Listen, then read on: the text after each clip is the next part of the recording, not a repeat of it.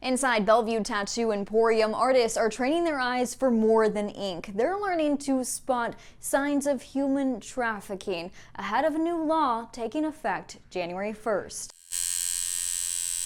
In a little more than a week, the Ink of Hope Act will require every licensed tattoo artist in Tennessee to complete up to 1 hour of training on how to recognize and safely report human trafficking. You have the opportunity to, yes, give somebody a tattoo, but at the same time, you could inadvertently help someone who's trying to do something criminal. Lawmakers say that awareness is critical after a 2022 survey found 47% of survivors were branded or tagged with a tattoo by their trafficker. Tom Gism, the owner of Bellevue Tattoo Emporium, says that some of these requests can be red flags. Certain dates also, believe it or not, represent different people or different handlers. They're like numerical. Essentially, it's a substitute for a name. At this shop, he's already taken extra steps. Chisholm has signs posted at every station and in the bathroom showing a discreet hand signal, letting victims know staff can help. Well, now you're in a very intimate space, and so if I've got you right here and right there, you can either, make the signal, or you can even whisper, "Hey, that's me," or "Can you help me?" I can see that how this could be helpful. Survivor advocates say training more people to notice these signs can save lives, especially in tattoo shops with heavy foot traffic, including areas popular with travelers. Oftentimes they're living in a world of such violence and abuse they think they can't get out, but there's also support for them too. The law also protects tattoo artists from liability, giving them cover to report suspicious situations without intervening directly. If you could do one more thing to make it less likely to happen, that's a really good thing. Tattoo parlors across the state are about to play a new role in public safety, and it's all expected to start in the new year. Reporting here in Bellevue, I'm Madeline Olin, Fox 17 News, your Code Red station. Gallagher actually started in 1965. One of the things that's really cool about this shop is that it very much looks like a shop that existed in 1965 when they started. We build these guitars that help people derive enjoyment from it, and then also share that music with other people who enjoy their music as well. It's so pretty. I am a traveling musician. I play in an all-girl band called Sister Sadie. You start with that, you start learning your chords, and the old saying always goes, it's 3 chords and the truth. You want to have a connection with your guitar, you do, and I definitely do. I'm very much in love with it. Being able to make connections with people in this very positive atmosphere of music just meant more than I could have imagined.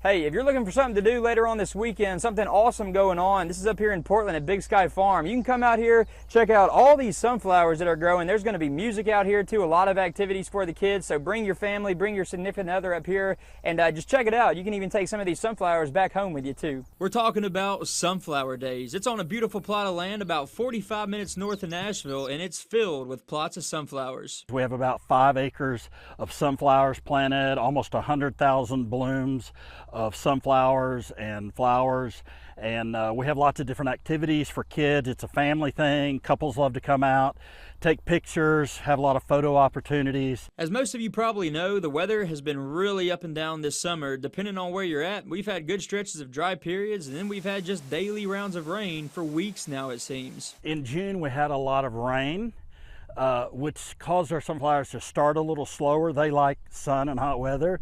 And then obviously it got hot, and then it rained again. So we like a little bit. I know you as meteorologists, you can't control the weather, but if you could, it'd be good for that rain to be spread out a little more. It seems like this year has been kind of either real wet or real hot and dry for 3 weeks and then wet again. Sometimes wind will come too, like the other day, but these plants are resilient. Give them just a couple of days and they're back up standing straight. If you want to take some of those sunflowers home with you, it only costs $1 per cut sunflower. Our motto motto here at Big Sky Farm is growing great memories. So that's really what this is about.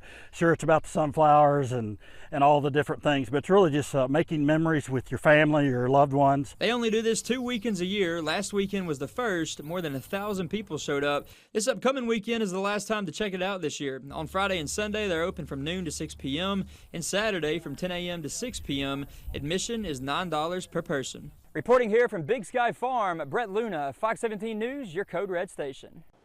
When you tell people Pat Summitt was your aunt, and now you're a basketball coach, the expectations can be too much. But out in Cheatham County, her family is back in basketball again, niece and great niece, and they are all in. I'm not going into it thinking we're going to do horrible, but I'm realistic. But we're going to do our best to hold our own.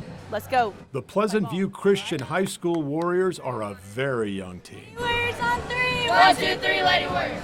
And they have their hands full tonight. Their star player, Holland Carney, is leading the state in scoring for freshmen.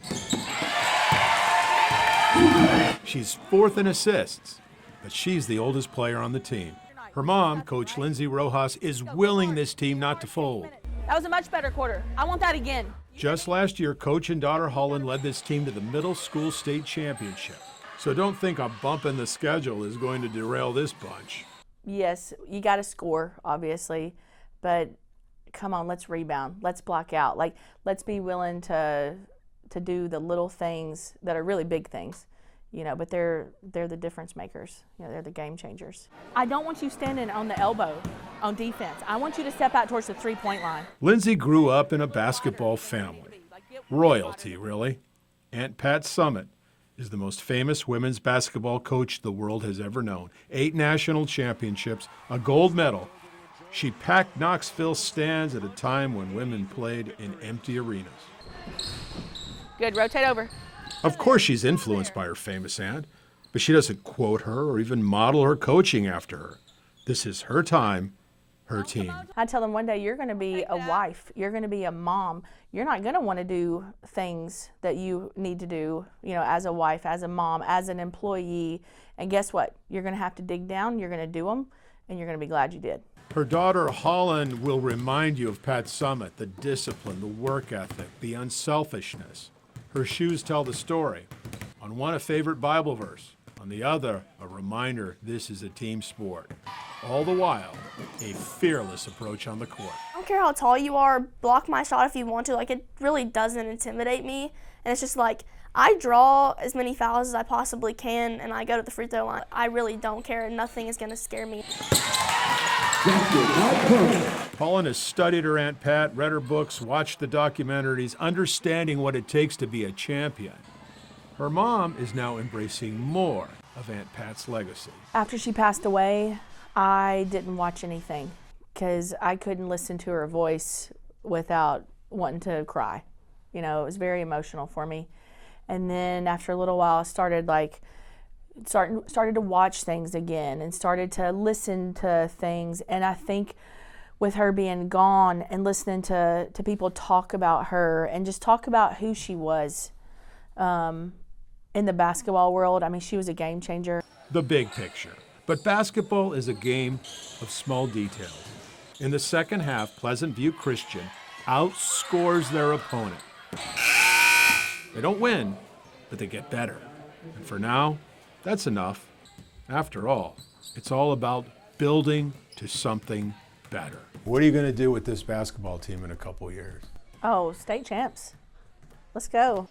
As you heard, Coach Rojas is predicting a state championship for these girls. Do you doubt her? I don't. Champions run in this family. I'm Dennis Ferrier, Fox 17 News, your Code Red station.